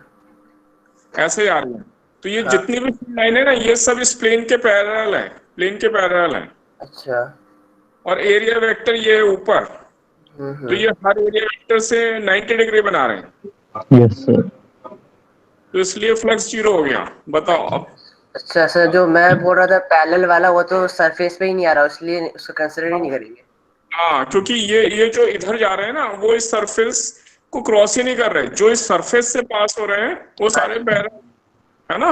हाँ हाँ सर। हाँ हाँ क्लियर है। हाँ जी सर। तो जो सर ऊपर जाएंगे वो सरफेस के उस पे आएंगे नहीं कांटेक्ट में? नहीं, यहाँ से ये पॉइंट चार्ज है ना, ये ऐसे गया ऊपर, ये इधर कहाँ आया बताओ मुझे? अच्छा हाँ। ये ऐसे ऊपर चला गया, तो बेचारा इधर तो इसको दिखाई भी नहीं दिया कि यहाँ पे क्या है, समझ गए? Yes sir. यस। तो इस रूल से जो 3 एडजॉइनिंग है उनके लिए जीरो हो गया, और जो बाकी बचे 3 है सिमेट्री से उनमें इक्वल डिवाइड हो गया, इसलिए फ्लक्स इसका 1/3 हो गया फॉर ईच फेस। तो Q/24 जो रिमेनिंग 3 फेसेस हैं, यहाँ लिख दे रहा हूं।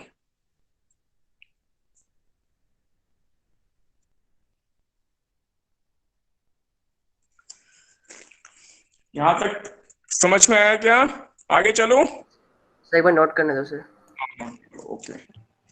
हल्की सी नीचे शीट सर ये Q/24 कैसे आया? सर, मतलब ऊपर ये Q/24 ये टोटल फ्लक्स ये था। Yes sir. इसका 1/3 कर दिया हमने। जो 3 फेस बचे ना, जो दूर वाले 3 फेस हैं, उसमें वो सिमेट्रिकली है, सब में इक्वल डिवाइड हो रहा है, इसलिए। Okay sir. सर ये फर्स्ट पार्ट एक बार फिर से बता दें। ये Q/8 वाला, यस सर। Q/8 के लिए देखें, ये जो स्फीयर है ना, इस स्फीयर को मैं यहाँ ऐसे यहाँ अलग से बना रहा हूँ। देखो ये स्फीयर है, शीट में एक बार कर दिए, दिख नहीं रहा। इसको मैंने ये 4 पार्ट कर दिए। ये ऐसे मानो संतरा होता है ना, संतरा दिख नहीं रहा। संतरा होता है और सर नीचे का नहीं दिख रहा। अच्छा एक मिनट। ऑरेंज होता है ना, ऑरेंज। मैंने Yes. एक लाइन ऐसे ड्रॉ की और एक लाइन ऐसे हॉरिजॉन्टल और एक वर्टिकल। ये ऑरेंज है।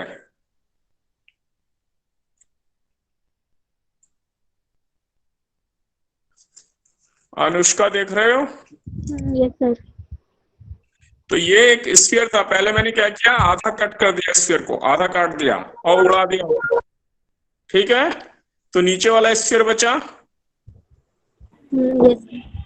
और उस स्फीयर के मैंने ऐसे 4 पार्ट कर दिए। तो अब ये जो एक पार्ट है क्यूब में, एक पार्ट आएगा, यहाँ क्यूब बना रहा हूं, देखो ये ऐसा हो रहा है। पहले ही आधा हो चुका और आधे के 4 पार्ट कर दिए, इसलिए 1/8 पार्ट ये क्यूब के अंदर आ गया।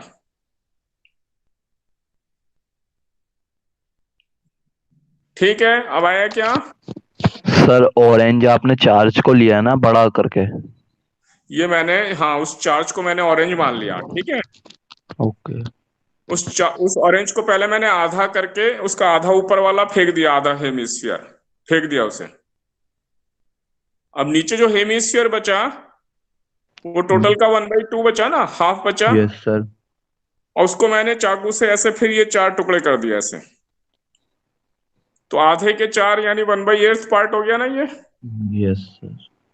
और ये यहाँ पे मैं मान लूं कि अब ये क्यूब ऐसे, ये पूरा क्यूब है, नीचे नीचे क्यूब है, तो इस क्यूब में ये 1/8 पार्ट आ गया, ये वाला 1/8 ऑफ क्यूब। सर हमने हेमिस्फेयर ही क्यों किया? अगर पूरे स्फेयर का लेते तो 1/4 आता फिर तो पूरा स्फीयर आ ही नहीं रहा है, यहाँ पे हमारा चार्ज रखा है, आधा तो बाहर है स्फीयर, इसके क्यूब के आधा बाहर है, इसलिए आधा तो इसलिए उड़ा दिया पूरा। वो मतलब 3D अरे एज्यूम करना है चार्ज को भी। हाँ, चार्ज को पहले 3D में एनलार्ज कर लो, अगर बड़ा स्फीयर कर लो तो कैसा होगा, आधा बाहर चले जाएगा, यस सर। तो इसलिए आधा तो पहले ही उड़ा दिया। Okay sir, okay okay. जो आधा बचा उसके ऐसे 4 पार्ट कर लिए। अब बोलो, अब ठीक है? अब ठीक है सर। हाँ सर इस बार कोई इरेगुलर फिगर ले लीजिए समझाने के लिए। हैं? इस बार कोई इरेगुलर फिगर ले लीजिए। इरेगुलर फिगर में तो Q upon epsilon not, integration नहीं होगा उसमें। ये जो अभी लिया था थ्योरम में, वो इरेगुलर फिगर तो ली थी, ये रेगुलर फिगर थी ना। तो इसमें हम इसमें कोई इंटीग्रेशन नहीं करेंगे, फिर हम इसमें total charge upon epsilon not यही लगाएंगे बस, ठीक है। अच्छा, हाँ तो मतलब इरेगुलर 3D शेप, ये तो प्लेन सरफेस है ना?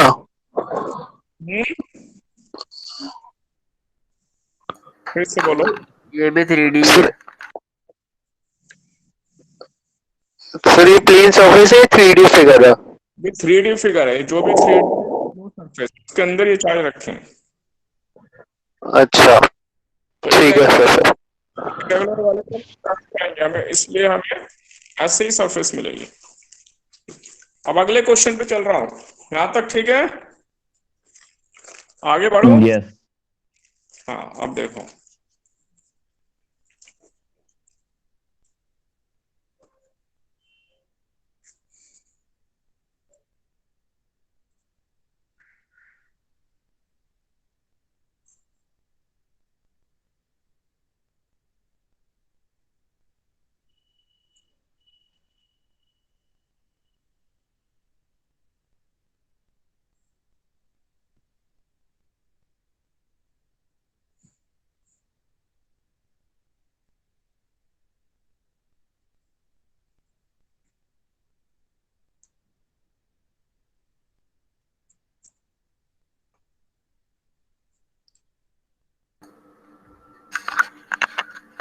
ये देखते हैं पैराबोला ऑफ रिवॉल्यूशन, यानी ये पैराबोला था, इसको हमने ऐसे घुमा दिया, ठीक है।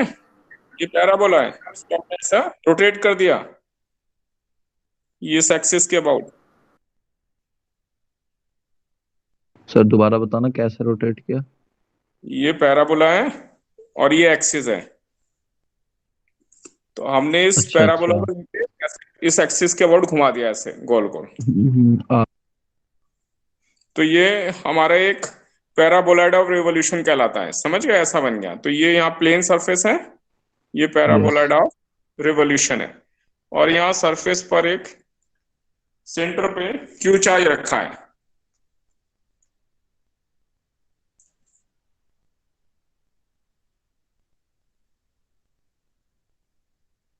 तो अब हमें इसमें टोटल फ्लक्स बताना है, बता सकते हैं क्या? Q/2 epsilon not. हेमिस्फीयर थोड़ा ना है। अच्छा राइट राइट। तो ये सेंटर पे क्यों था, इसको भी हम ऐसे स्फीयर में एनलार्ज कर लेंगे तो आधा पार्ट इसके अंदर हो गया। ये मतलब ये हेमिस्फेयर बन गया। हेमिस्फीयर नहीं है, ये कोई भी शेप हो, ये ये तो sphere- सिर्फ ये ये डिपेंड sphere करेगा। तो इसका तो आधा ही पार्ट रहेगा ना अंदर प्लेन में। ओके। तो इसलिए ये शेप कोई भी हो, ये ट्राइंगुलर शेप हो कोई भी हो, सब में यही आंसर आएगा। ओके। Yes sir. अब अगला क्वेश्चन दे रहा हूं, यहां तक नोट कर लो, फिर अगले पे चलता हूं। सर एक बार ये रिपीट कर देना। ये जो यहाँ पे क्यू है ना, अगर मैं इसको ऐसा एनलार्ज कर दूं ऐसे, देखो, तो इस सरफेस के अंदर ये हाफ पार्ट गया, ये स्फीयर का ये पॉइंट चार्ज को मैंने एनलार्ज कर दिया, तो इसका आधा पार्ट इस पैराबोलाइड के अंदर आ गया। Yes sir. तो अगर ये क्यू चार्ज है तो Q/2 हो गया। तो अगर ओके सर। सरफेस पर चार्ज रखा हो तो बीच में क्वेश्चन पूछा था एक स्टूडेंट ने, सरिता ने आई थिंक, Q/2 अंदर आ गया। क्लियर है अब? Yes sir. सरफेस पे रखा हो तो ऐसे करेंगे। Yes sir. आगे बढ़ू? Yes sir. Next question.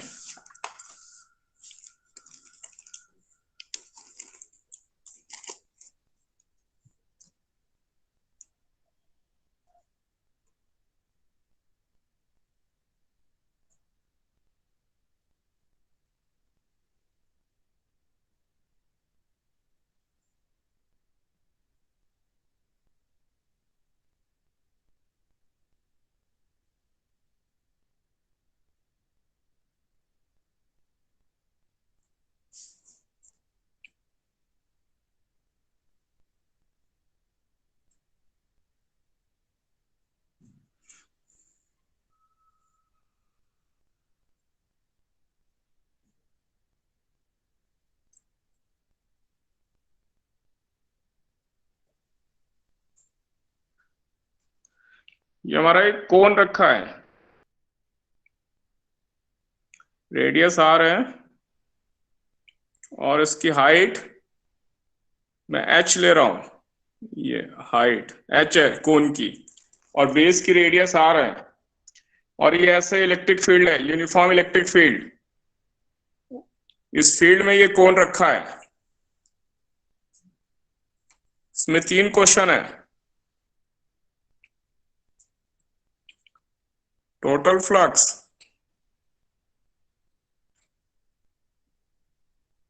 through the cone, flux through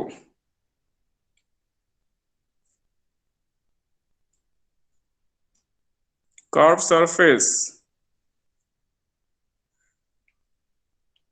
and flux through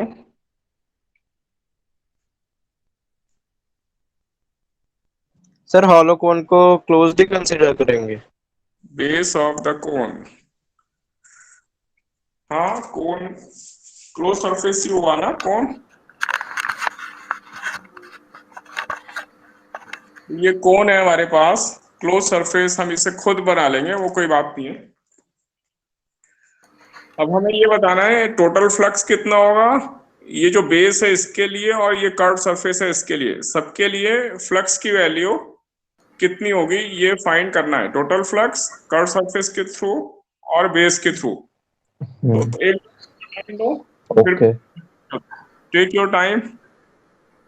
sir -E times of pi are square. Total हाँ फ्लक्स -E 2πr। ये तो सर बेस के लिए होगा ना, -E/πr स्क्वायर। सर -E/πr² है थ्रू द कोन, और curved surface के लिए 0 हो जाएगा। सबके लिए यही होगा ना? कर्व्ड सरफेस के लिए तो आई थिंक 0 होना चाहिए। सर बता दूंगा। अभी एक मिनट लो, फिर अभी बताता हूँ। 1 मिनट ले लो।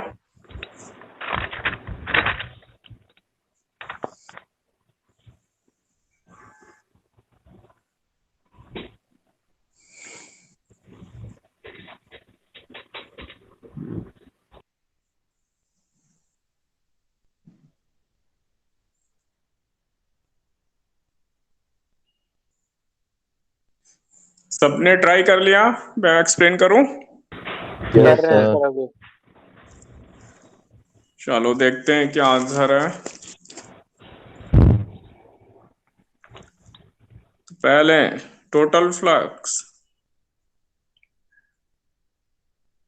चिदम्बरम क्या लिखूं?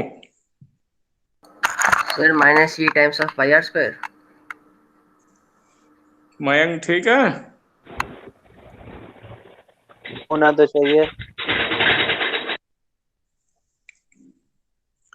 टोटल फ्लक्स है 0। अच्छा। Electric field uniform electric field में रखा है ना ये, हाँ सर। तो जितना एंटर करेगा उतना ही फील्ड इससे बाहर निकल जाएगा। फ्लक्स जितना एंटर करेगा उतना ही बाहर निकल जाएगा, कोई चार्ज नहीं है। तो सर अच्छा हाँ ठीक है। जब ओके भी sir, yes yes. Uniform field में कोई भी ऑब्जेक्ट रखा हो, किसी भी शेप का रखा हो, नेट फ्लक्स 0 0, जितना एंटर करता है उतना ही निकल जाता है और इसके अंदर कोई चार्ज नहीं है। दूसरा देखते हैं, second part, flux through curve surface. ये निकालने के लिए पहले मैं थर्ड पार्ट ले रहा हूं, फ्लक्स थ्रू। दोनों के लिए ई पाई आर स्क्वायर ई होगा दोनों के लिए। एक के लिए प्लस पाई आर स्क्वायर ई, एक के लिए माइनस पाई आर स्क्वायर ई। अब उन दोनों का सम 0 होना चाहिए। तो अब बेस हाँ के लिए, तो बेस के लिए ये कौन है, इसका एरिया माइनस वेक्टर। ही pi are square. Area vector तो इधर आ गया, और बेस के लिए इलेक्ट्रिक फील्ड राइट साइड में, यस एरिया ऑपोजिशन में, तो इसलिए फ्लक्स, इनके बीच में एंगल 180 डिग्री बना, तो E into pi are square into cos 180 मम्मा। Minus pi are square. Clear है क्या? Yes sir. हाँ, माइनस ही पाई आर स्क्वायर बेस के लिए। क्यों?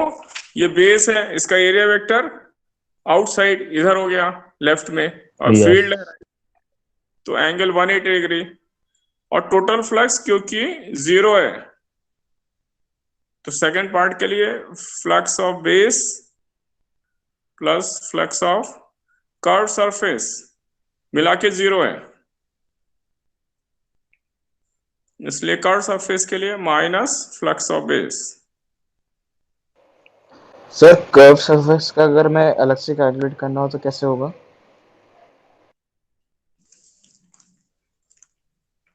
Yes sir, same doubt.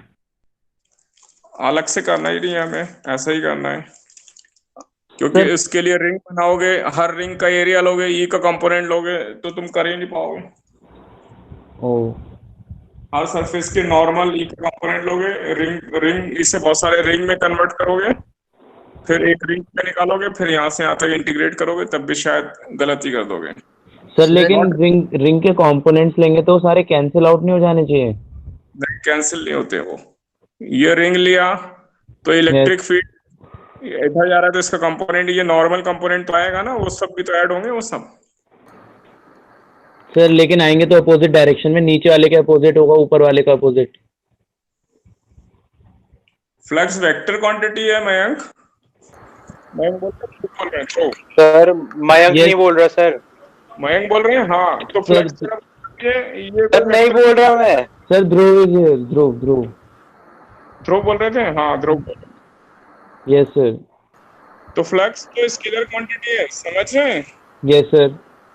तो अगर वो रिंग बनी, थोड़ी देर के लिए रिंग मान लो, यस तो सर। रिंग के ऊपर इलेक्ट्रिक फील्ड वो भी बाहर, एरिया वेक्टर भी बाहर, तो एड अप होता जाएगा। समझ रहे हैं?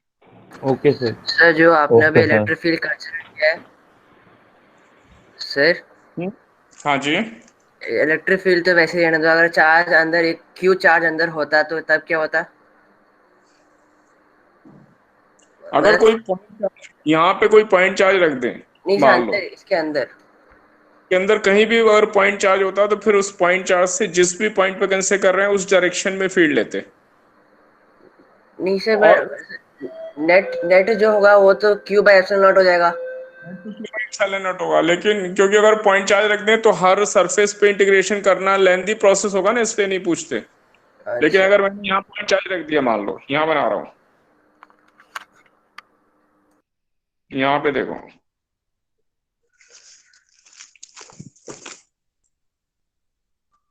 अगर मैं थोड़ी देर के लिए यहाँ पॉइंट चार्ज मान लेता हूँ, तो तब हम क्या करेंगे, तब भी हम यही करेंगे, टोटल फ्लक्स है Q upon epsilon not. Yes sir.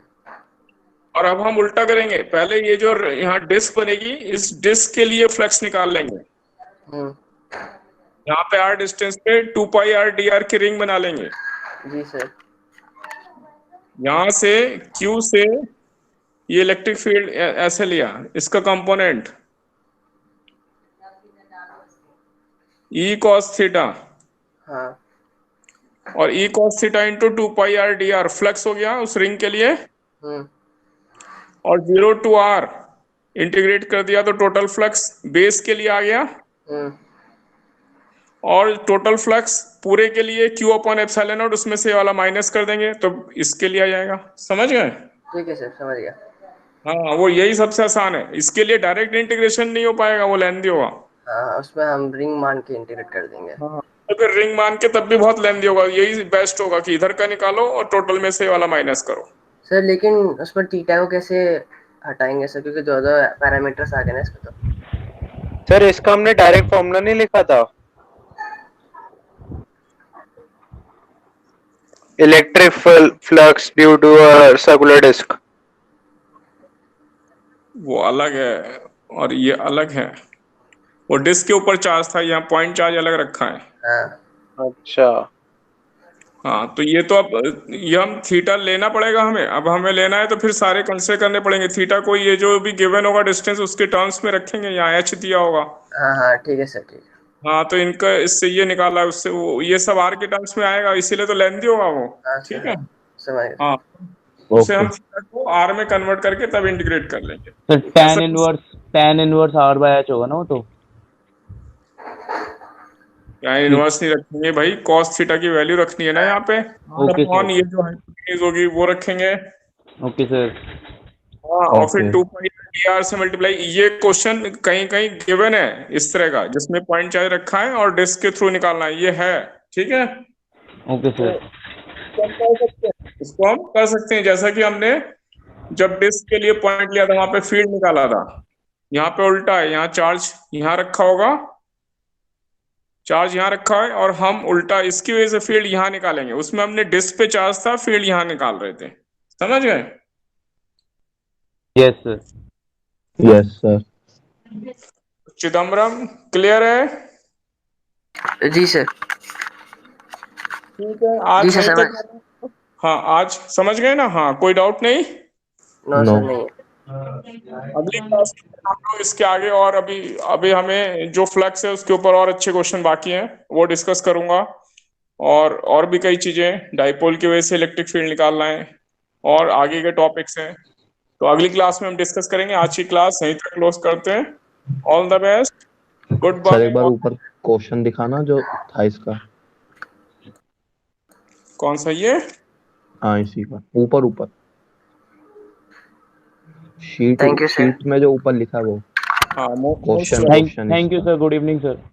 Good evening, goodbye. कौन सा बीच वाला देख रहे हो ऊपर? अच्छा, ऊपर और ऊपर, बस सर बस। Okay sir, good evening. Okay, goodbye, all the best.